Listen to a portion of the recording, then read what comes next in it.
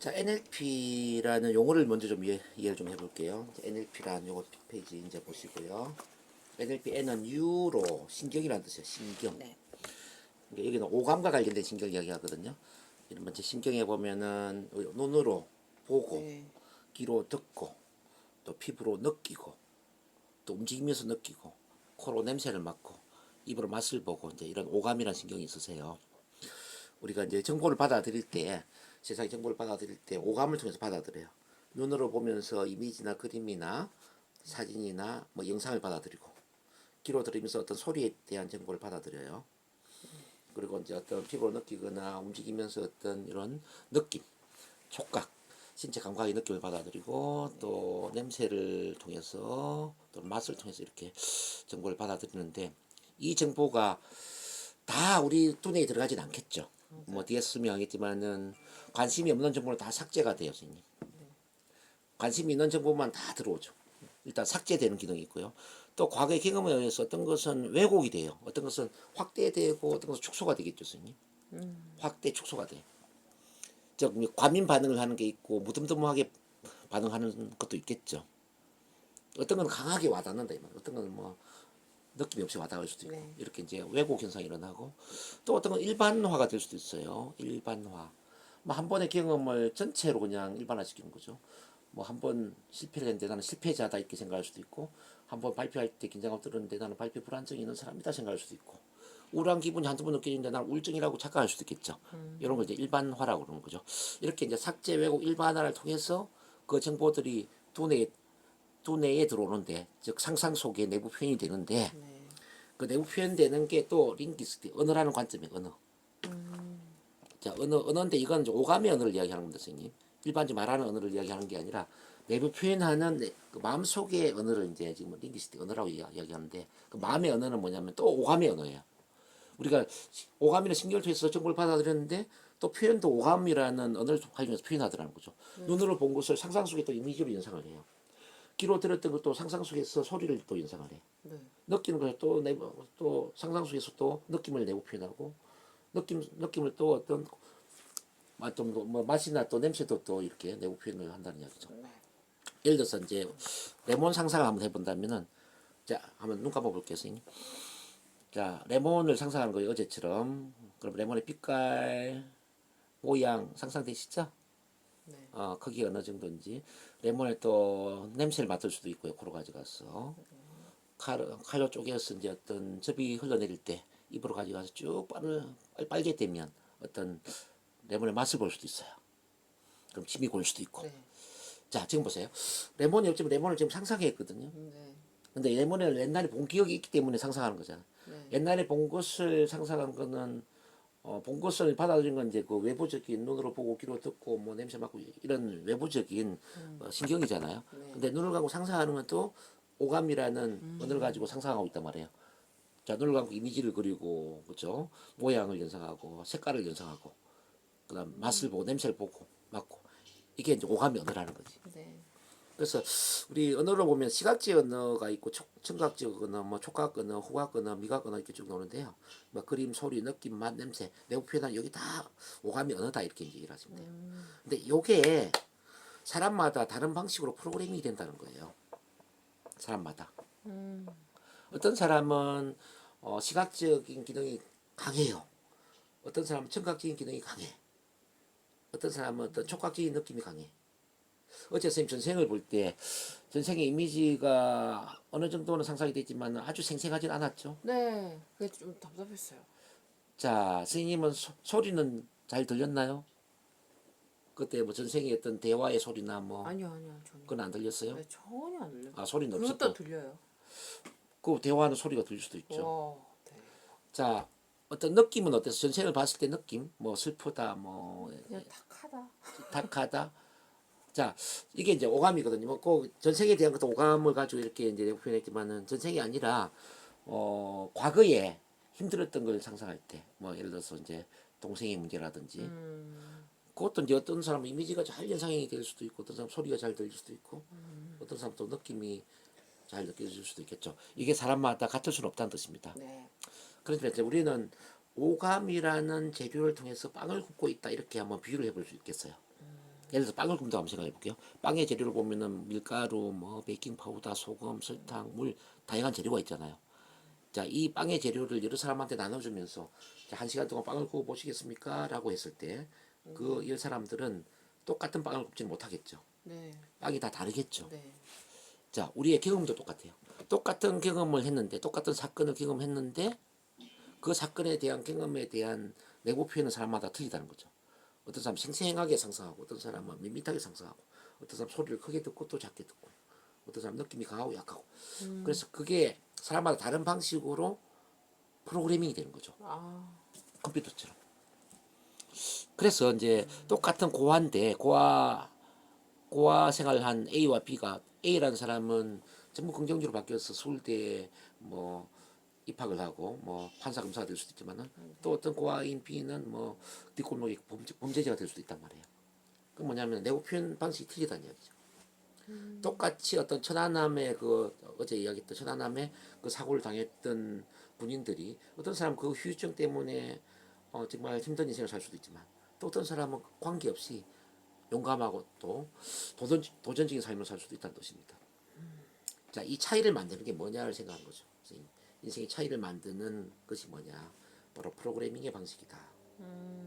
그래서 우리 운명을 결정하는 것은 우리 삶에 일어난 이런저런 사건이나 경험이 아니고 그 사건 경험을 우리 마음속에 어떤 식으로 내부 표현을 해서 프로그래밍을 했느냐에 따라 우리 운명이 달라진다는 거예요. 자, 일어난 사건 경험이 중요한 게 아니다. 그 사건 경험을 어떻게 오감적으로 이 오감이라는 언어를 활용해서 내부 표현을 했느냐, 유리한 쪽으로 표현을 했느냐, 불리한 쪽으로 표현을 했느냐. 여기 이해되시나요? 네. 이 프로그래밍의 방식이 우리 삶의 또 운명을 결정하는데, 자, 그럼 NLP는 뭐냐라고 정리를 한다면, 바로 NLP는 바람직한 목표의 성취와 변화를 위하여 오감의 요소를 중심으로 구조화되는 마음의 언어를 어떻게 활용할 것인가. 맨 밑에 이제 쭉 나오죠. 아. 자, 심리 전략 프로그램이다. 이렇게 이해를 할 수 있는 거예요. 자, NLP가 종교가 아니지만은 종교에 비유한다면 NLP를 바로 오감교라고 할 수 있죠. 오감교. 자, 오감이라는 언어를 어떻게 활용해서 내 마음을 탁월하게 만들 것인가에 대한 심리 전략 프로그램이다. 이렇게 볼 수 있는 거예요. 그럼 조금 이해가 되시나요? 네. 자, 좋아요. 그러면 이제 이 NLP가 어떻게 시작이 되는가 역사를 조금 본다면요. 1970년 중반에 미국 캘리포니아주 산타크루즈에 있는 캘리포니아 대학교, 산타크루즈에 캘리포니아 대학교가 있어서요. 이 캘리포니아 대학교에 두 사람에 의해서 공동 창시가 됩니다.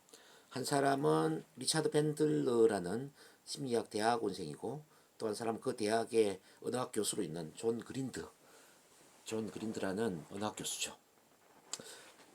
이 리차드 밴들러가 대학을 다니면서 이제 아르바이트를 했습니다. 그 아르바이트가 뭐냐면은 게슈탈트 치료와 가족 치료의 그 심리 치료 세미나를 비디오로 녹화를 하고 그 녹화한 것을 녹취록을 만드는 그런 아르바이트를 한 거죠. 근데 이제 게슈탈트 치료를 공부를 해보면 이제 프리츠 펠츠라는 사람이 게슈탈트 치료를 이제 만들어내요. 이제 가족 치료는 버지니아 사티어라는 사람이죠. 이 두 사람은 이제 정말 심리 치료의 대가들이죠. 이 두 사람의 치료 세미나를 녹화를 해서 녹취록을 만드는데, 자, 이런 걸 발견하게 됐어요. 1시간 전에는 다 죽어가던 우울증 환자나 뭐 공황장애나 뭐 불안증이나 이렇게 힘든 정신적인 스트레스 갖고 있는 분이 이 두 사람과 어떤 방식의 대화를 하면서 완전히 딴 사람으로 바뀌는 거예요. 너무나도 편안하고 긍정적이고 자신감 있는 이런 사람으로 바뀌더라는 거죠. 그래서 도대체 어떤 방식으로 대화를 하길래 저렇게 사람이 달라질 수 있을까? 예, 물음표를 던진 거죠. 그래서 이 밴들러가 자, 이거는 어떤 언어적인 뭔가 변화의 패턴이 있을 것이다. 라고 생각해서 이제 언어학 교수를 찾아가죠. 그러니까 존 그린드라는 교수를 찾아가서 저랑 공동 연구를 한번 해봅시다.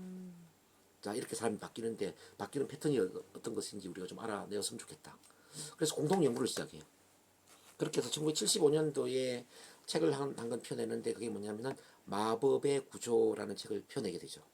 The Structure of Magic, 영어로 The Structure of Magic, 마법의 구조라는 이제 책을 펴내는데, 이 책을 이제 주변 사람들한테 선물도 하고 뭐 이렇게 이제 나누다 보니까 이제 그레고리 베이슨이라는 사람을 만나게 돼요. 그레고리 베이슨. 그레고리 베이슨은 그 원래 영국 교수인데 이제 그 미국 캘리포니아 대학의 교환 교수로 근무를 하고 있었던 사람이에요. 자, 그레고리 베이슨이 바로 이제 어떤 사람이냐면은 이 사람이죠. 그레고리 베이슨. 근데 이 사람한테 책을 선물했는데 이 사람 책을 읽고 깜짝 놀란 거야. 야, 이렇게 책을 이렇게 멋지게 쓸 수 있느냐, 너무 대단하다. 이 사람도 이제 커뮤니케이션 전문가고 시스템 전문가였거든요.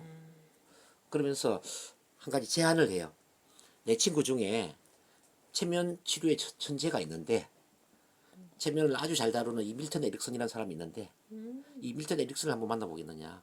이 사람은 미스터 힙노시스라는 별명을 갖고 있는 사람이다. 체면을 너무나 잘 다루기 때문에, 자, 이 미스터 힙노시스, 체면 C라고 불려지는 사람인데, 이 사람의 체면 치료의 패턴을 만약에 모델링을 해서 접목을 한다면은 이거는 정말 기가 막힌 치료 시스템이 나올 것 같다. 이 사람을 한번 만나봐라 그런 거죠. 그래서 두 사람이 이제 밀턴 에릭슨을 찾아가죠. 그러면서 6개월 동안 이 밀턴 에릭슨 집에서 합숙을 하면서 이 밀턴 에릭슨이 치료하고 상담하는 모든 내용을 또 녹화를 하고 녹취록을 만들면서 1979년도에 또 한 권의 책을 펴내게 되는데, 그게 뭐냐면은 밀턴 에릭슨의 체면적 언어 패턴, 체면적 언어 패턴이라는 책을 펴내게 되죠. 그래서 이제 이렇게 책을 펴내고 나서 통합을 하다 보니까, 아, 이거는 두뇌를 다루는 어떤 치료 기법이구나. 그럼 두뇌를 상징하는 게 뭐냐? 뉴로가 아니야, 뉴로. 그리고 이 두뇌를 다루는데 이 오감이나 언어를 사용하니까 결국은 링기스틱, 언어의 패턴이다. 두뇌의 언어 패턴 아니야. 그러니까 뉴로 링기스틱. 그리고 컴퓨터에 프로그램을 까는 것처럼 프로그램을 설정하는 거니까 프로그래밍이라고 이름을 붙여야 되지 않겠냐. 그러니까 뉴로 링기스틱 프로그래밍이라는 이름을 사용하게 되는 거야. 근데 이 뉴로 링기스틱 프로그래밍이라는 이름을 쓰고 나서 보니까 이게 너무 글자가 많잖아요. 그래서 인실만 뽑아가지고 NLP라고 하자. 그래서 이제 NLP가 시작이 되는 거예요. 근데 79년도에 이렇게 이제 NLP가 마무리되었으니까 지금 시대가 참 많이 흘렀죠. 네. 80, 90, 뭐 2000, 2010, 50년 가까이 이제 돼가고 있는데 네. 얼마나 이게 많이 발전됐겠어요. 그래서 이제 지금은 뭐 NLP가 여기 활용 분야가 엄청나죠. 뭐 심리치료 분야에서 시작했지만 뭐 상담, 체면치료, 경영서, 일제 협상, 광고, 마케팅, 성공학, 뭐 행복학, 행동변화, 습관교정, 인간관계, 자아성장, 의식, 영성개발, 목회활동, 뭐 호교활동, 스포츠, 예술, 인생 영역에 미치지 않는 것이 없어요. 뭐 체면도 그렇지만 NLP도 그렇고. 그래서 제가 지금까지 쭉 보면서, 자, 인간을 혁명적으로 변화시킬 수 있는 두 가지 기술을 뽑는다면 그게 뭐냐? 첫 번째는 체면이고 두 번째는 NLP다. 저는 이렇게 이야기를 해드리고 싶습니다. 그래서 체면 NLP를 만났다는 것은 우리의 삶을 혁명적으로 바꿀 수 있는 기술을 만났다는 걸 의미하고, 또 우리를 뛰어넘어서 우리가 알고 있는 주변 사람들을 혁명적으로 바꿀 수 있는 그 기술을 우리가 가졌다는 걸 저는 의미한다고 보거든요. 그래서 이거는 그냥 나 자신을 위해서 살아라는 개념보다는 이 두 가지 기술을 통해서 수많은 사람들의 삶을 혁명적으로 바꿀 수 있는 리더가 되라, 의식의 전문가가 되라, 또는 변화의 전문가가 되라, 저는 이렇게 생각합니다. 네. 참 감사한 일이 기득권층의 뭐 예를 들어서 기존의 정신의학계나 또는 심리학계나 이런 분들은 이런 것들을 알아도 자기 그 기득권 세력을 유지하기 위해서 이걸 도입을 안 하고 있다는 겁니다. 아, 도입을 안 하고 있다는 겁니다. 그래서 우리들한테 저는 기회가 주어졌다 보고요. 우리들 중에 정말 치유나 변화에 관심 있고 우리 선생님처럼 이렇게 독보적인 또 자기 세계를 만들고 싶은 이런 분들에게는 큰 기회가 되지 않을까. 아니 뭐 자기 세계 이런 거 없습니다. 어. 유유자적으로 사는 겁니다. 근데 NLP의 이제 그 구조를 좀 보면요, 맨 밑에 프랙티셔너, 마스터 프랙티셔너, 트레이너, 그 위에 마스터 트레이너가 있습니다. 어제 첫 시간에 제가 이야기했지만 네. 프랙티셔는 지금 제가 가르치고 있는 게 프랙티셔너입니다. 이게 기본 과정. 그 위에 마스터 프랙티셔너는 언어의 기술들입니다. 어떻게 말을 해서 어떻게 사람을 치유 변화할 것인가. 이제 막 커뮤니케이션 코칭의 기술이다. 이제 이렇게 보시면 되겠고요. 그 다음에 이제 트레이너는 NLP를 가르치는 강사의 기술, 강의의 기술. 그 위에 또 하나가 있거든요. 강사를 가르치는 강사 위에 또 가르치는 사람이 있거든요. 강사를 가르치는 사람. 그게 마스터 트레이너. 제가 마스터 트레이너라고 말씀드렸죠. 네. 그래서 이제 NLP에서 최고봉이기 때문에 선생님이 원한다면 뭐 이렇게 마스터 트레이너 뭐 모든 걸 다 훈련할 수가 있으세요. 네. 오늘도 이제 저랑 NLP 함께 하면서 뭐 NLP의 모든 것들을 선생님이 좀 소화를 하고 궁금한 건 언제든지 또 질문하면 제가 깊이 있게 말씀드리도록 하겠습니다. 여기까지 다 이해가 되셨죠? 네. 그럼 NLP에서 기본적으로 다뤄야 될 게 뭐냐면 요 의사소통 모형이라는 건데요. 네. 요거는 NLP를 하나의 그림으로 한 페이지 그림으로 이해를 할 수 있게 도와준 거예요. 결국 NLP는 행동을 바꾸어주는 행동 심리학일 수도 있습니다. 탁월한 행동을 하게 만드는 기술이다. 자, 우리 윌리엄 제임스가 이런 이야기 했습니다. 생각이 바뀌면 행동이 바뀌고, 행동이 바뀌면은 습관이 바뀌고, 습관이 바뀌면 성격이 바뀌고, 성격이 바뀌면은 운명이 바뀐다. 이런 말 들어보셨죠? 네. 그 성경책에 있잖아요. 성경책에서 봤습니까? 그랬던 것 같은데 어떤 사람이요? 이거는 윌리엄 제임스 말인데, 그러면 이제 앞에 생각이 바뀌면 행동이 바뀌고, 그거는 조금 이따 보고, 행동이 바뀌면 습관이 바뀌는 거 맞죠? 네. 반복적 행동이 습관을 만드니까. 습관이 인격을 만들고, 이게 우리 운명을 바꾸는 거 맞을 거예요. 네. 결과적으로 우리가 본다면은 탁월한 마음 상태가 탁월한 행동을 만든다. 이거는 이해가 될 것 같아요. 여기 스테이트라는 게 보면, 스테이트는 바로 이제 탁월한 마음 상태를 이야기합니다. 스테이트가 영어로 상태인데, 상태라고 해석이 되는데, 마음 상태, 뭐 감정 상태, 이렇게 이해를 하시면 돼요.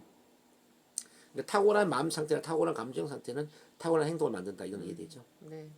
그러면 탁월한 마음 상태를 어떻게 만들까? 이게 초미의 관심사거든요. 첫 번째는 신체예요, 신체. 밑에 보면은 피지컬. 자, 신체적 패턴.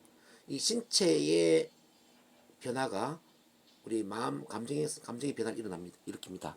선생님, 운동을 굉장히 좋아했는데, 운동도 신체의 변화잖아요. 네. 운동을 열심히 하니까 마음 상태도 바뀌었죠. 네. 이렇게 그럼 신체가 갖고 있는 게 뭐가 있냐면 보면은 우선 호흡.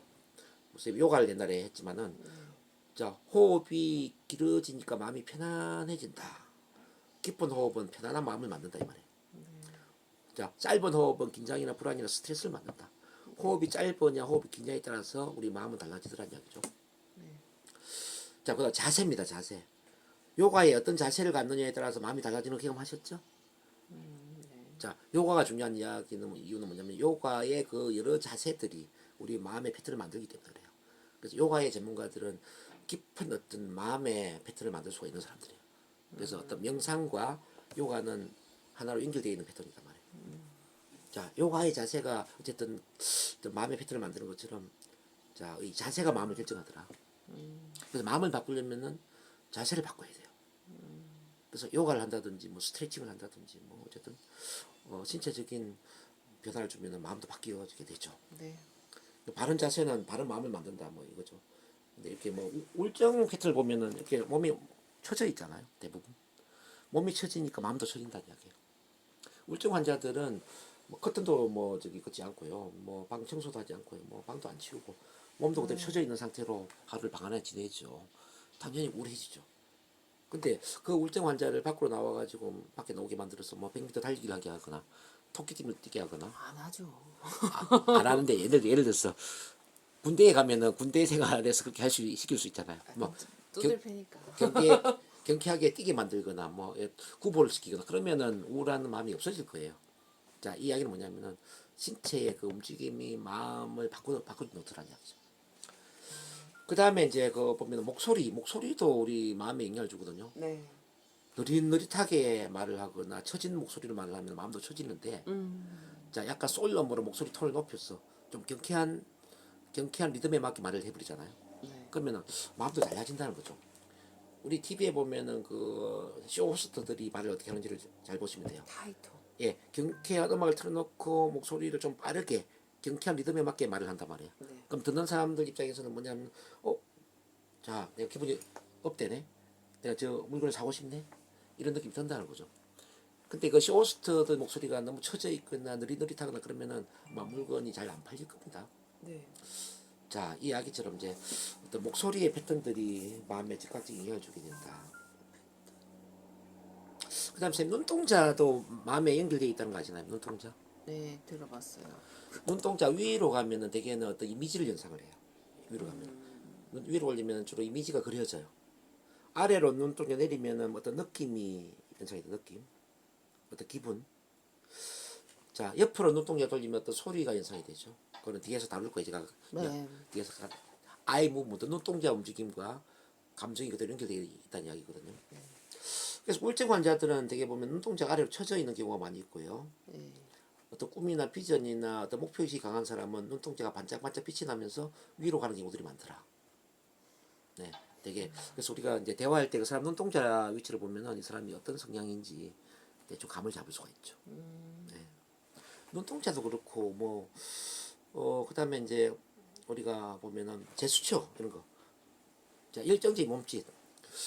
열정적인 몸짓은 열정을 만들거든요, 선생님. 네. 우리가 그래 야구 경기 뭐 축구 경기에서 응원을 할 때 보면 기분이 업되지 않습니까? 막 몸짓이 열정적이거든요. 네. 네.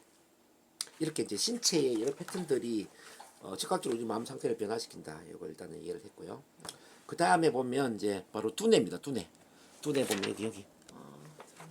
두뇌의 패턴들이 우리 마음에 즉각적으로 영향을 주는데, 이른바 지금부터 이제 무엇을 어떻게 상상할 것인가, 무엇을 어떻게 상상하느냐에 따라서 마음 상태가 달라진다는 거죠.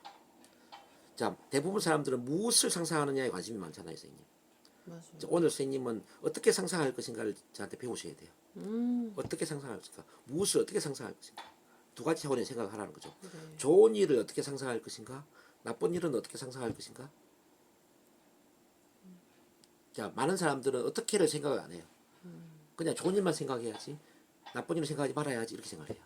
저는 어떻게 왜라는 단어를 항상 쓰는데. 어떻게를 생각해요. 어떻게. 자, 좋은 일이 일어났어요. 좋은 일을 어떻게 상상할까? 자, 나쁜 일이 일어나서 나쁜 일을 어떻게 상상할까? 자, 그러면 선생님 미리 공부를 조금 해볼게요. 이거 이제 패턴이니까 앞으로 할 걸 조금만 더 본다면 교재를 그 12페이지라고 만들었어요. 먼저 일단 조금 공부할 좀 12페이지 경험의 두 차원을 먼저 좀 보세요. 여기 보면 연합이라는 개념이 있고 분리라는 개념이 있으세요. 네. 연합은 영어로 association, 긍정적 경험 강화를 위해서 주관화되고 몰입되고 오감 기능이 작용하고 제1차 입장에서 직접적 경험과 유사한 감정의 작용과 느낌을 갖는다. 생생한 느낌의 감정을 갖는다. 쉽게 말하면 이런 거예요. 영화의 주인공처럼 상상하는 거예요. 어떤 경험을. 아. 영화의 주인공처럼. 그러니까 우리가 영화를 볼 때 처음에는 밋밋하잖아요, 느낌이. 네. 근데 영화에 내가 빠져들면서 내가 주인공이 된 것처럼, 주인공이 잘 될 때는 기분이 너무 좋고 주인공이 힘들 때는 나도 가슴이 조마조마하고, 네. 그러다가 나중에 이제 클라이막스를 지나면서 막 카타르시스를 느끼면서 영화가 끝나잖아요. 네. 요게 연합이란 말이에요. 근데 이제 분리는 뭐냐면은 디소시에이션, 부정적 경험 극복을 위해서 이제 우리가 분리를 하는 건데, 객관화되고 둔감화되고 제3차 입장에 감정이 중립화되고 강건도 불구경하는 것처럼 마치 남의 일처럼 상상하는 거예요. 내 일인데 내 일이 아닌 것처럼 느껴진다 이 말이에요.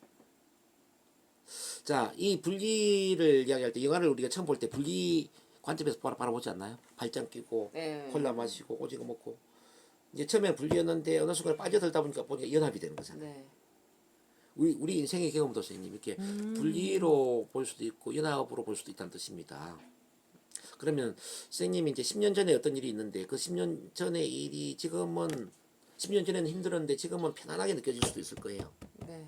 요거는 분리가 되어 있는 거거든요. 마치 세월이 약이요라는 말처럼. 아, 그 얘기를 하죠. 네. 근데 이제 10년 전에 힘들었는데 지금도 눈물 나고 힘든 경험으로 느껴질 수 있는 경험도 있을 거예요, 선생님. 지금도 10년 전에 일을 생각하면은 막 눈물 나고 화가 나고 짜증이 나고 그런 일이 있을 수 있거든요. 네. 요거는 연합이 되어 있다는 거예요. 그럼 우리가 할 일은 뭐냐면 선생님, 자, 힘든 경험들, 10년 전에 힘든 이 경험을 분리를 시켜서 아무렇지 않는 경험으로 바꾸는 거예요. 우리가 할 일은. 그리고 좋았던 경험 있잖아요. 네. 행복했던 경험, 신났던 경험, 자신감 있는 경험 이런 거는 연합을 시켜가지고 그 경험을 강하게 느끼는 거죠. 아주 생생하게 영화의 주인공처럼. 그러면서 10년 전에 좋았던 것이 지금도 좋았던 경험으로, 지금도 행복하게 신나는 경험으로 느껴질 수 있게끔 내 마음을 탁월하게 만드는 거예요. 자, 성공적인 사람들은 선생님 좋은 일만 일어난 사람이 아니거든요. 성공적인 사람들은 어떤 사람이냐면 10가지 경험 중에 9가지가 힘들었고 정말 눈물 나는 경험이었지만은 한 가지 좋은 경험이 있는 거예요. 한 가지 자신감 있는 경험을 했어. 이 한 가지를 연합을 시켜서 그 경험의 느낌을 엄청나게 키운 거예요. 아주 탁월한 자신감과 열정을 키운 거죠. 그리고 9가지 힘들었던 경험은 분리를 시켜가지고 전혀 느낌이 없는 밋밋한 경험을 만들어버린 거예요. 이제 반대로 실패하는 사람들, 네. 정신적으로 힘든 사람들 어떤 사람이냐면 10가지 중에 9가지는 좋은 경험이었어.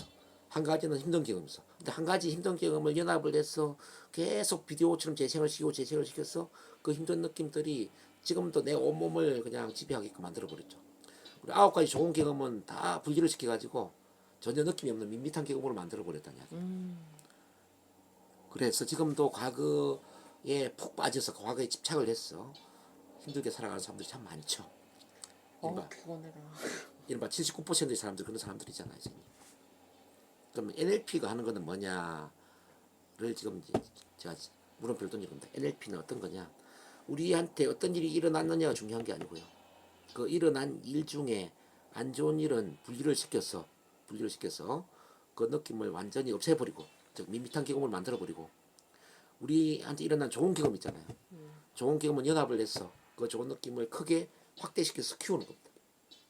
그럼 좋은 경험의 그 느낌이 커지면서 탁월해지겠죠? 우리 마음이 그럼 어떻게 될까요, 선생님? 마음이 편안한 상태가 되겠죠? 네.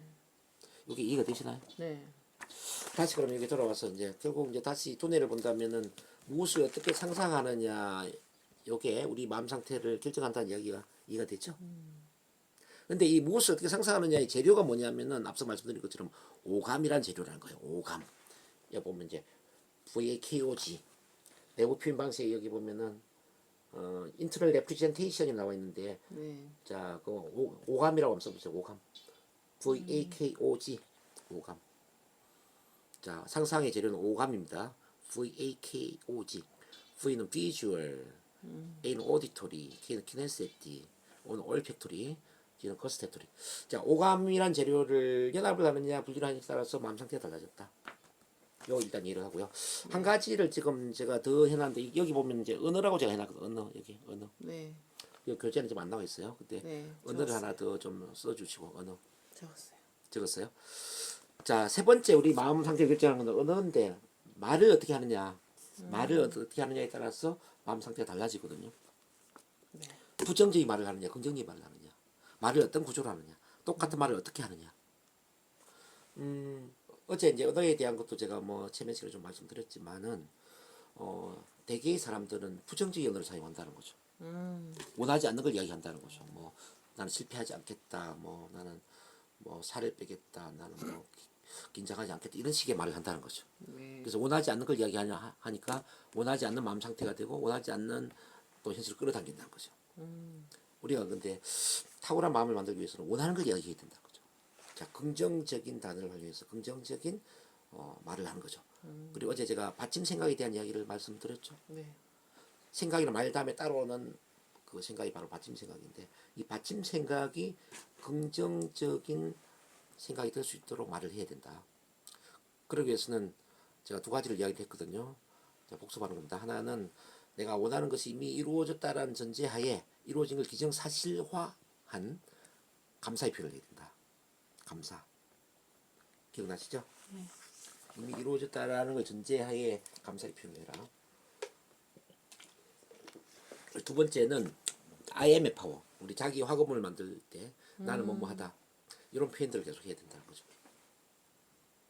자기 화근문과 기정사실화에는 감사의 표현, 이 두 가지가 우리 마음을 탁월한 상태로 만들 수 있고 또 끌어당김의 법칙을 작동시킨다, 이렇게 볼 수 있습니다. 아직 넘기면 안 됩니다. 더 네, 또 있어요. 이 한 페이지가 많습니다. 아, 이 한 페이지를 이해하면 NLP의 전반적인 걸 이해를 하는 겁니다.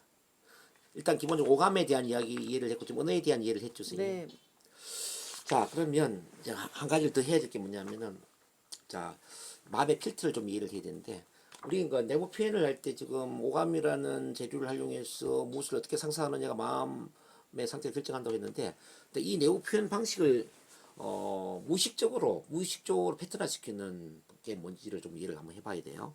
그러면 이 그림을 가지고 다시 한번 이해를 해본다면은 우리는 정보를 받아들일 때 외부의 정보를 받아들일 때 오감이란 감각기관을 통해서 받아들인다라는 거죠. 이 네. VAKOG는 오감이라는 어떤 신경 감각을 이야기하는 거예요, 선생님.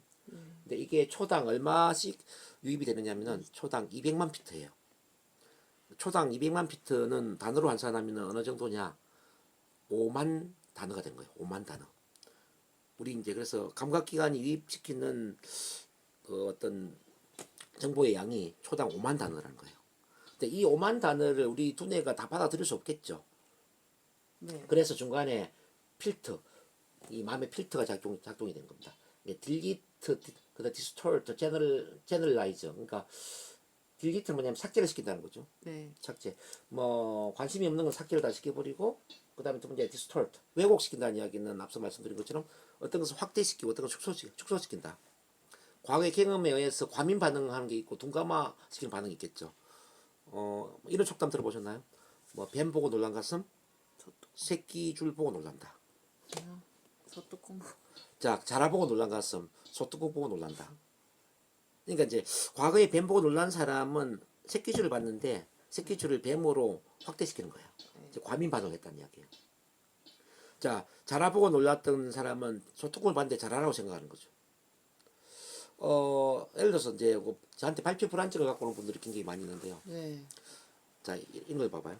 앞에 발표를 했는데, 당신 오늘 왜 그렇게 긴장을 해요? 누가 이렇게 이야기할 수 있어요. 네. 근데 과거에 발표 불안으로 힘들었던 사람은 이렇게 과민 반응할 수 있죠.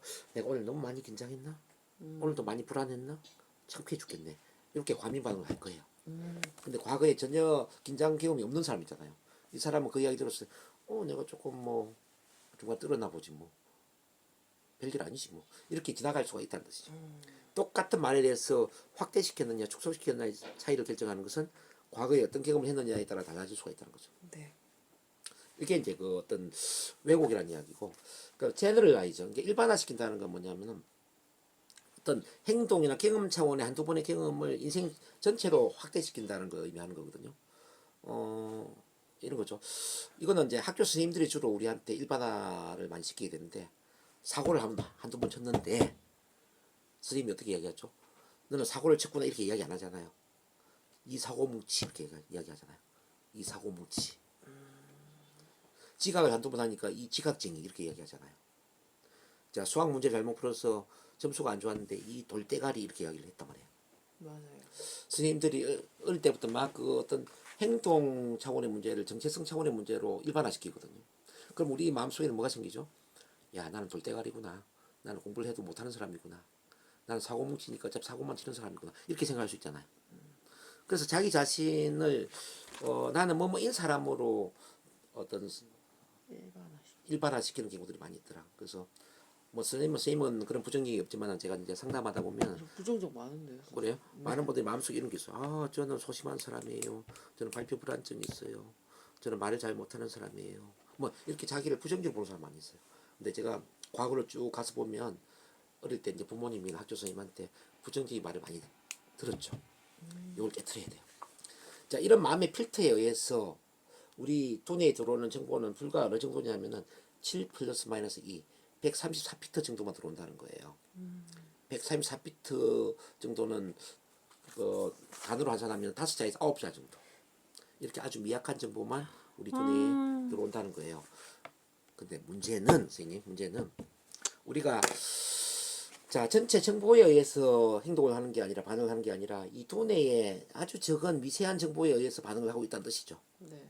요걸 우리 부산의 해운대 백사장과 비교를 한번 해본다면은 정보 전체가 해운대 백사장의 모래라면 이 두뇌에 들어오는 그 모래를 한 주먹 집어서 떨어뜨리는 네. 모래를 다시 집었을 때 이 미약한 모래가 우리 두뇌의 정보라고 보시면 돼요. 근데 사람들은 자기 두뇌의 정보를 100% 사실로 믿어요. 음. 그래서 우리는 이렇게 이야기해. 지도는 영토가 아니다. 지도는 영토가 아니다. 이렇게 이야기할 수 있습니다. NLP의 가장 중요한 전제가 바로 지도는 영토가 아니다라는 거예요, 선생님. 지도에 그린 이 정보가 영토 전체 정보가 아니다는 이야기죠. 어떻게 종이 한 장에 영토 전체의 정보를 다 넣을 수 있겠습니까? 그런 것처럼 우리 머리라는 이 두뇌라는 이 작은 용량이 어떻게 세상 전체 정보를 다 넣겠습니까? 그렇게 본다면 우리가 머릿속에 생각하는 것은 100% 온전한 정보가 아니겠죠? 네. 근데 어떤 사람은 자기 두뇌의 정보가 너무나도 옳다고 믿어가지고 오음질교의 그 신도처럼 막뭐 독가스가 살포하고 집단 자살하는 사람들도 있고 또 예를 들어서 이제 뭐 북한에 있는 김일성 산하의 북한 주민들은 김일성 사상이 옳다고 생각하고 평생 그렇게 살고 우리나라도 보면 뭐 국민의힘 뭐 더불어민주당 뭐 정치적인 어떤 또 그런 자기만의 시도 이게 다 뭐냐면은 그런 두뇌의 정보에 의해서 반응하는 거거든요. 그럼 NLP 교육의 목적은 뭐냐, 훈련의 목적은 뭐냐를 제가 질문한다면 NLP는 정답을 찾아주는 게 목적이 아닙니다, 선생님. 자, 두뇌의 정보를 이 두뇌의 지도를 풍성한 지도로 만들어주는 겁니다. 풍성한 지도. 즉 현실에 가까운 풍성한 지도를 만들어 주어서 선택의 폭을 넓혀주는 겁니다. 선택의 폭이 넓어지면 스스로 올바른 답을 찾아갈 가능성이 더 높아지겠죠. 맞아요. 그래서 어떤 사람은 NLP는 불교와 비슷한 게 아니냐? 아닙니다. 기독교와 비슷한 게 아니냐? 아닙니다. 어떤 종교와 전혀 관계가 없습니다. NLP는 답을 찾아주는 게 아니라 스스로 답을 찾을 수 있는 풍성한 마음의 지도, 선택의 폭이 넓은 마음의 지도를 만들어주는 것이기 때문이죠. 그래서 이제 NLP를 훈련하다 보면은 마음의 지도가 보다 확장이 되기 때문에 이른바 이제 어항 같은 작은 마음이 호수처럼 넓은 마음으로 바뀔 수 있기 때문에 스스로 어떤 삶을 보다 넓게 긍정적으로 바라보게 되고 스스로 문제를 또 긍정적으로 바라보게 되고 답을 스스로 찾아갈 수 있는 그 마음을 갖게 되는 거예요. 이제 자연스럽게 이 마음이 탁월한 상태가 되겠죠. 네. 여기까지 이해가 되셨나요? 네. 야, 선생님 천재입니다, 천재. 뭐가 천재예요? 지금까지 제가 설명한 내용들이 핵심적인 것들인데요. 이거 한 2시간 강의 들어야 되는 내용이에요. 근데 선생님은 37분 만에 다 소화를 해버렸습니다. 37분 만에 2시간짜리를 완전히 소화를 했습니다. 아주 대단한 분이다. 아니에요. 박수. 어우. 자, 일단은 의사소통 모형까지 이제 이해를 했으면은 네. 뭐 아주 기본적인 걸 다 이해를 했고 이제 그다음에 관점 바꾸기를 볼 거거든요, 선생님. 이거. 네. 이걸 보기 전에 그림을 좀 먼저 좀 볼게요. 화면에. 이 고기가 어떻게 느껴지세요, 선생님? 물고기 어떻게 느껴져요? 저 배경 네모난 배경화면하고 다 전체 말씀하시는 거예요? 아니면 그 물고기만. 물고기 자체만? 물고기 자체만 볼 때 느낌. 느낌이요. 네. 그냥 사랑하면 많은 사람 중에서 한 사람 같은 그런 코너가 뭐 많은 정 같은 존재. 근데 이제 지금 이렇게 하면 좀 느낌이 달라지지 않나요? 이 뒤에 물고기 스몰에서 앞에 있는 물고기 좀 달라지죠, 느낌이. 네. 어떻게 느껴지? 지금은 좀 측은지심이 느껴지세요? 아니 그보다 자본주의 사회 구조로 보이는데. 오케이. 자, 어쨌든 그쵸. 생존에. 네. 사회 구조로. 자, 이제 어떻게 느껴져요? 야 대기업 중소기업 이렇게 보이는데. 자, 지금 이제 선생님이 보자. 처음에 이 물고기만 봤을 때와 뒤에 물고기 같이 봤을 때 느낌이 좀 다르잖아요. 네. 느낌을 다르게 만드는 게 뭘까요? 네. 느낌 다르게 만드는 그 차이를 만드는 게 뭘까요? 그게 바로 맥락이라는 거거든. 맥락. 네. 뒤에 물고기 있느냐 없느냐의 차이라는 거죠. 아. 네. 우리 삶도 마찬가지예요, 선생님. 네. 우리 삶에서 일어나는 여러 일들이 있잖아요. 뭐 사기를 당할 수도 있고, 예를 네. 들어서 뭐 사업에 실패를 할 수도 있고, 어떤 사람과 이별할 수도 있고, 이런 여러 사건들이 일어나는데 이 사건에 대한 느낌을 지배하는 것은 무엇인가? 바로 과거에 내가 어떤 경험을 많이 했느냐의 차이라는 거죠. 네. 과거에 내가 실패를 많이 했느냐, 사기를 많이 당했느냐, 또 이별을 많이 했느냐에 따라서 똑같은 경험인데 느낌이 달라지겠죠. 네. 자, 지금 이제 관점을 이해하기 전에 그걸 조금 더 이해해 보는 겁니다. 이것도 이제 한번 보는데 이 그림을 좀 유심히 보고 있다가 이 다음 그림을 보면은 이 다음 그림도 좀 이와 비슷한 느낌이 있죠. 그죠? 예쁜 여자처럼 보이지 않나요? 그죠? 옛날에 이거 음. 그 뭐지 책에서 본 것 같아. 책에 봤죠? 초등학교 예. 다닐 때. 근데 이 그림을 또 유심히 보다가 할매. 또 이걸 보면 할매처럼 느껴지죠. 네. 이거는 이제 예쁜 여자와 할매를 그 합성을 해놓은 사진이란 네, 말이에요. 네, 네. 앞에 어떤 사진을 많이 봤느냐에 따라서 뒤에 사진의 느낌이 달라질 수 있다는 거죠. 우리의 삶도 이제 같은 맥락이죠. 네. 아빠. 오케이. 우리의 삶도 이제 예를 들어서 과거에 할매와 같은 부정적인 경험을 많이 했느냐? 아니면 이 예쁜 여인과 같이 아름다운 긍정적인 경험을 많이 했느냐에 따라서 똑같은 경험이 달라지는 거죠. 아니 근데 맨 처음에 나 이걸 알아요. 네. 옛날에 여름방학 초등학교 여름방학책 이게 나왔었거든요. 네. 음. 이게 많이 있는 그림이에요. 그죠? 네. 어, 그래서 이제 우리가 상담을 할 때 똑같이 뭐 발표할 때 긴장을 했는데 어떤 사람은 긴장이 발표 불안증이나 창피한 경험으로 강하게 느껴지는 사람이 있는 반면에 어떤 사람은 전혀 느낌 없는 경험처럼 느껴질 수 있는 것은 과거에 뭐 창피한 경험을 많이 했느냐 뭐 그런 경험을 또 적게 했느냐에 따라 달라진다는 거죠. 자, 이것 또한 마찬가지입니다. 이거 이제 이 코끼리를 지금 장님들이 만지고 있습니다, 선생님. 아 장님이에요. 이 장님들이 코끼리를 만지고 있는데 이 장님들이 코끼리를 만질 때 코끼리에 대한 느낌이 어떨까요? 똑같을까요? 다 다를까요? 다르죠.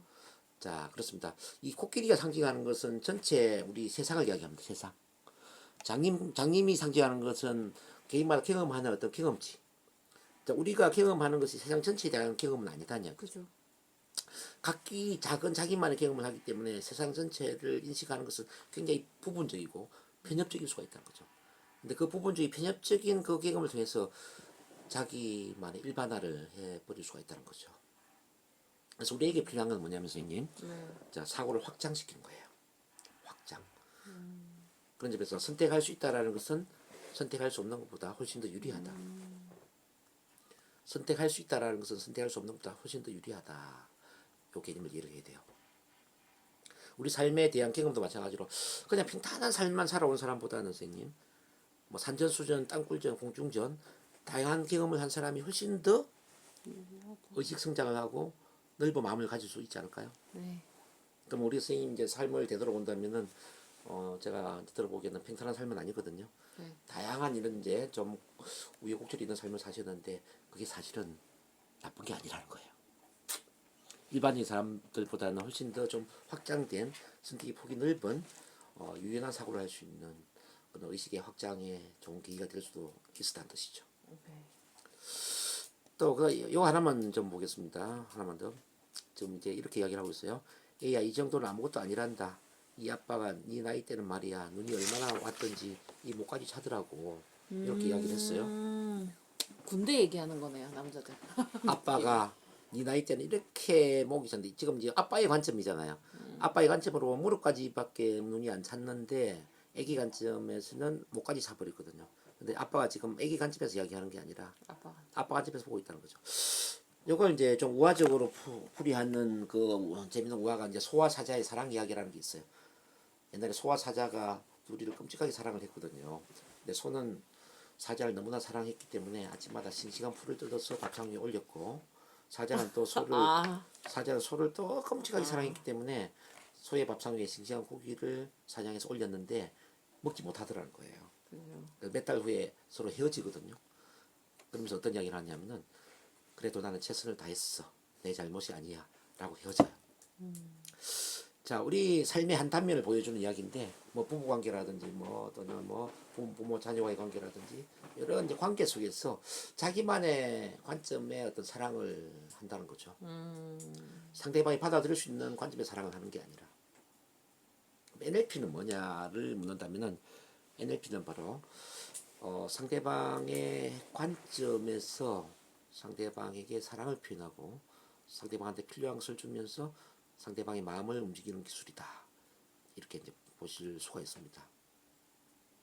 자, 어제 이제 최면은 트랜스의 힘을 굉장히 강조했다면은 오늘 NLP는 이제 그 트랜스의 그 힘을 밑바닥에 깔면서 어떻게 사람을 가장 유리한 쪽으로 효과적으로 움직일 것인가에 대한 그런 과학적인 시스템이다 이렇게 볼 수가 있어요. 이게 제일 중요한 것 같은데요. 그러면 오늘이. 제가 어제 말씀드렸잖아요. 어제 체면보다 오늘이 훨씬 더 재밌을 거라고. 오늘 실질적인 기술들을 이제 배우게 된 거거든요. 자, 그러면 이제 아직 넘기지 말고 이거 한 페이지에 공부하지 말아요. 관점의 틀을 이제 보는데, 관점이라는 것은 우리에게 주어진 어떤 환경, 자극에 대해서 어떤 해석을 함으로써 그 반응이 달라질 수 있다는 거예요. 네. 자극이라는 것은 뭐냐면 사건, 경험, 상황입니다. 네. 우리한테 일어난 사건, 경험, 주어진 상황, 또는 만남의 대상 이런 게 자극이거든요. 근데 그 자극에 대해서 어떤 해석을 내리느냐에 따라서 반응이 달라질 수 있다는 거죠. 자, 또 다른 방식으로 이야기한다면 우리한테 일어난 어떤 사건이나 경험이나 상황이나 그 대상에 대해서 해석을 내리지 않는다면은 어떤 것도 좋은 일도 아니고 나쁜 일도 아닐 수가 있다. 우리가 좋은 일로 해석하기 때문에 좋은 일이 되는 것이고 나쁜 일로 해석하기 때문에 나쁜 일이 될 수 있다는 뜻이죠. 자, 이를테면 몸에 이제 뭐 암이라는 병에 걸린 것도 좋게 해석하면 좋은 일이 될 수 있는 것이고 나쁘게 해석하면 나쁜 일이 될 수도 있다는 뜻이죠. 이 세상에는 그래서 완전히 좋은 일도 없고 나쁜 일도 없다는 거예요, 선생님. 이건 이해되시나요? 네. 그러면 보통 사람들이 부정적인 반응을 하는 거는 뭐냐? 왜 문제를 갖게 되냐? 어떤 상황에서 한 가지 반응만 하거나 한 가지 해석만 할 때 이때 문제가 되는 거예요, 선생님. 문제라는 것 자체가 어떤 상황에서 한 가지 해석이나 한 가지 반응만 할 때 문제가 되는 거죠. 이른바 발표 불안증을 문제라고 생각하는 사람은 발표 불안이 문제라고만 생각하는 거죠. 발표 불안이 좋은 일이 아니라고 생각하는 거예요. 이 발표 불안 창피당하는 것이고 또 부끄러운 일이고 또 남들한테 무시당하는 일이라고 생각하는 거예요. 이렇게 한 가지 해석만 해버리면 발표 불안 나쁜 일이 되는 거죠. 근데 반대로 발표 불안은 창피당하는 일도 되지만 또 발표를 더 많이 연습하고 또 더 많이 훈련해서 스피치 전문가가 될 수 있는 좋은 계기가 될 수 있다라는 해석을 하는 순간 더 이상 문제가 아니겠죠. 자, 비가 오는 걸 한번 보세요. 비가 내릴 때 출근길이 막히겠네 이 생각만 해버리면 비가 내리는 건 문제가 되는 거예요. 네. 근데 이제 두 가지 이상 해석하는 거죠. 출근길이 막힐 수도 있지만은 우리 삼촌이 우산을 많이 팔아서 돈을 많이 벌 수도 있겠어. 그리고 시골에 농사 짓는 우리 부모님은 농사가 잘 될 수도 있겠네라고 해석을 하는 순간 비라는 건 뭐예요? 비라는 건 문제가 아니죠. 네. 우리 삶에 일어나는 일도 마찬가지라는 거예요, 선생님.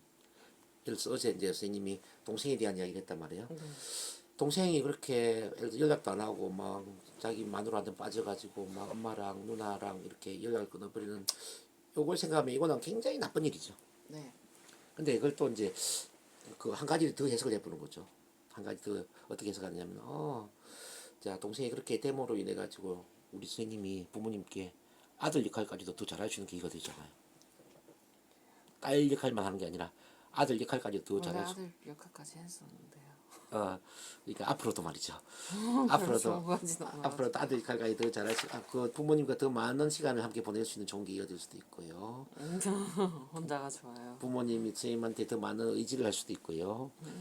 어쨌든 해석을 이제 두 가지 세 가지로 넓히는 거죠. 그리고 이제 그 스님이 어떤 용서하는 마음을 더 키울 수 있는 동생에 대한 그거 처음에는 분노의 마음이었지만 용서의 마음을 더 키우면서 마음을 용서도 필요 없고 분노도 없고 아무것도 없어요 걔한테. 그래서 마음을 어쨌든 더 확장시킬 수 있는 마음을 단단하게 할 수 있는 뭐 그런 계기가 될 수도 있단 말이죠. 뭐 어쨌든 해석을 좀 다양하게 하는 거예요.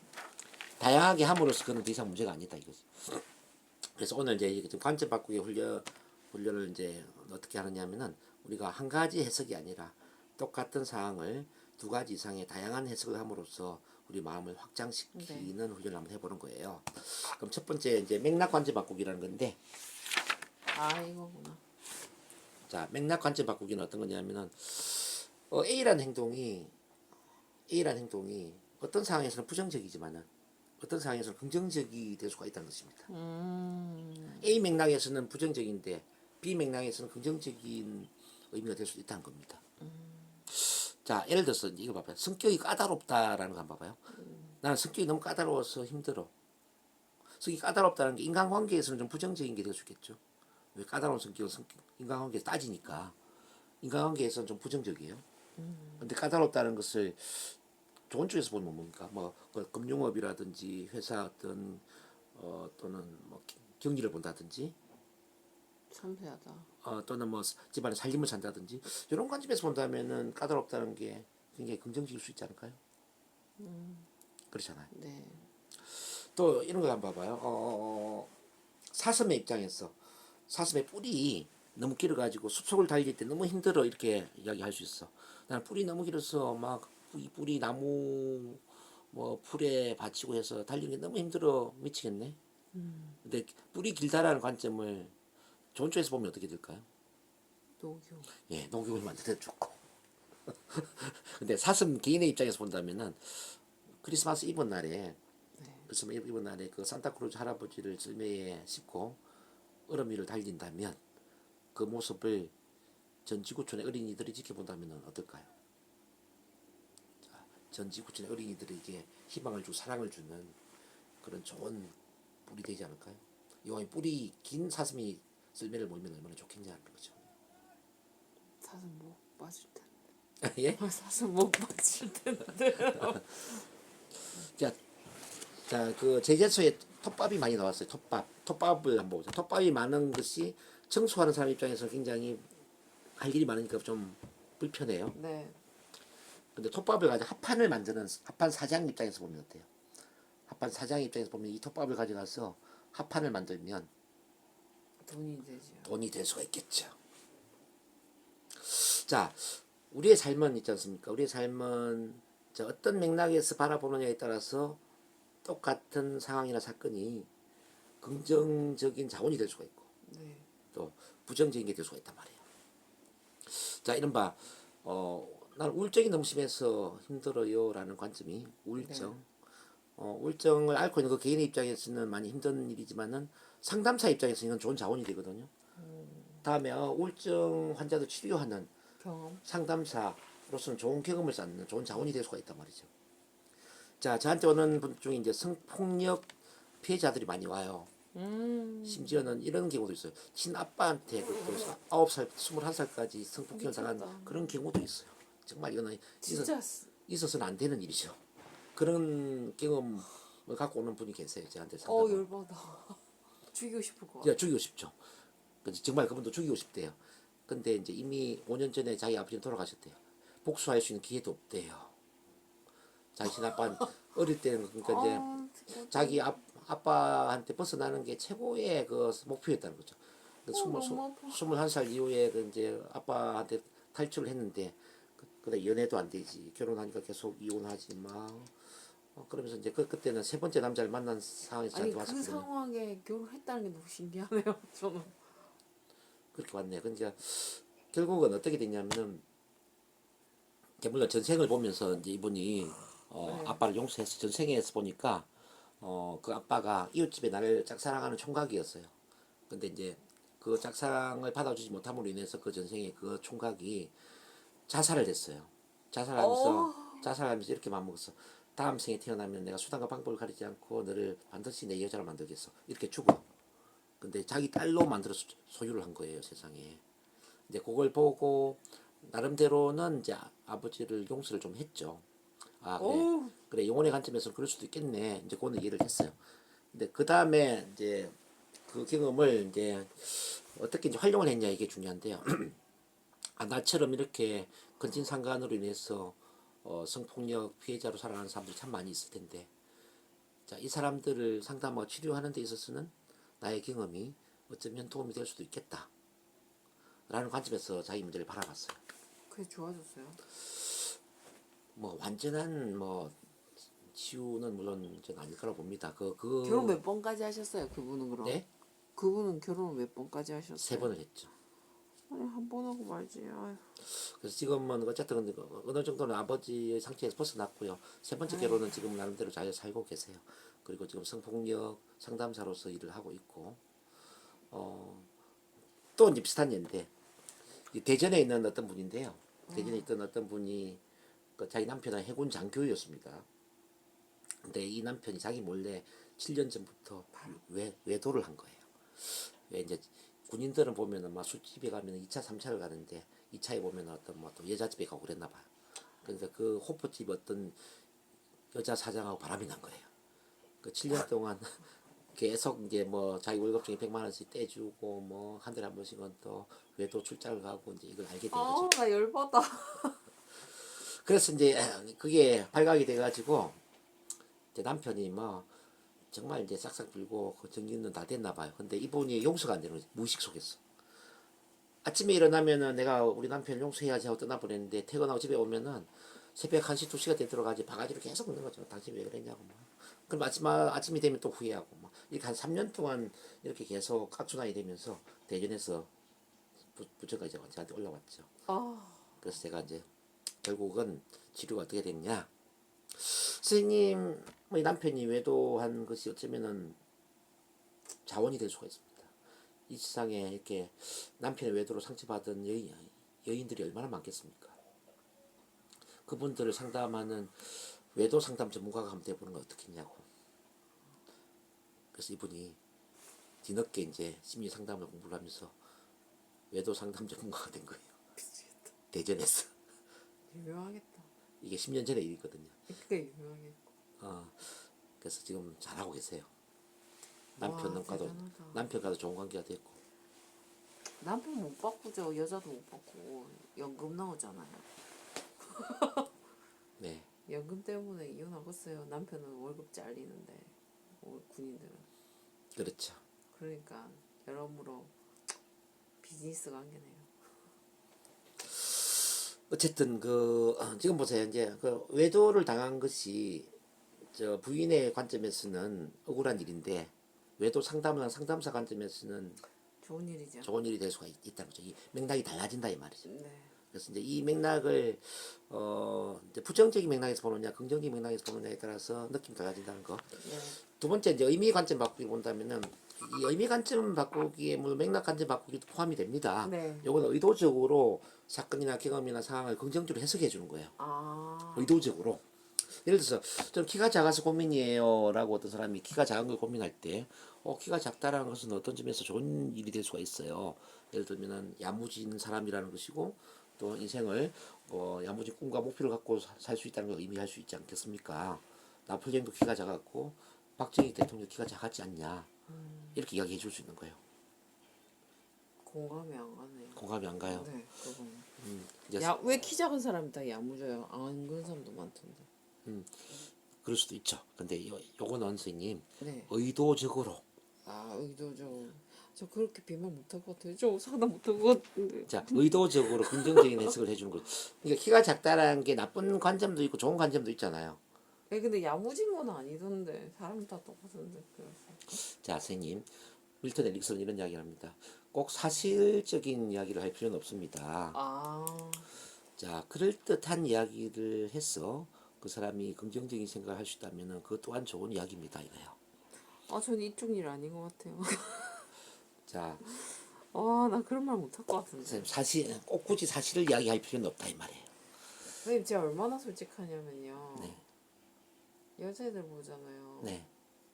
팩폭 많이 날려요. 자 선생님보다 더 심한 사람들도 NLP 공부하면서 얼마나 부드럽게 바뀌는데요. 지금 자, 선생님은 이제 지금 NLP의 기초를 배우고 있는 거예요, 선생님. 이건 좀. 자, 우리는 이렇게 이야기해요, 선생님. 자, 상대방이 아무리 문제적인 이야기를 할지라도 네. 우리는 이렇게 이야기를 해요. 그것 또한 좋은 일일 수도 있습니다. 왜냐하면 그리고 그럴듯한 이유를 억지로 찌야 돼. 이야기를 해주는 거예요. 자, 선생님도 이거 훈련해야 돼요. 그것 또한 좋은 일일 수도 있습니다. 왜냐하면 여기에 길들여져야 돼요, 선생님. 그것 또한 좋은 일일 수도 있습니다.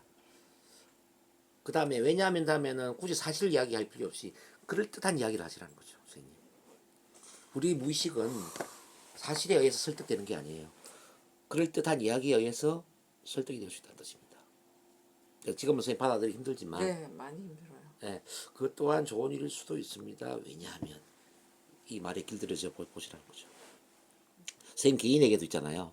선생님 부정적인 이야기를 하게 될 때 또는 부정적인 생각하게 될 때 이것 또한 좋은 일일 수도 있어. 왜냐하면 이 사고를 하시는 거예요.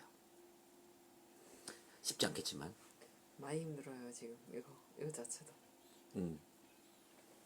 자, 좋은 일일 수도 있다. 그건 이제 자, 왜 이제 이런 사고를 해야 되냐면은 자, 우리 삶에 일어나는 일은 완전히 좋은 일도 없고 완전히 나쁜 일도 없기 때문에 그렇습니다, 선생님.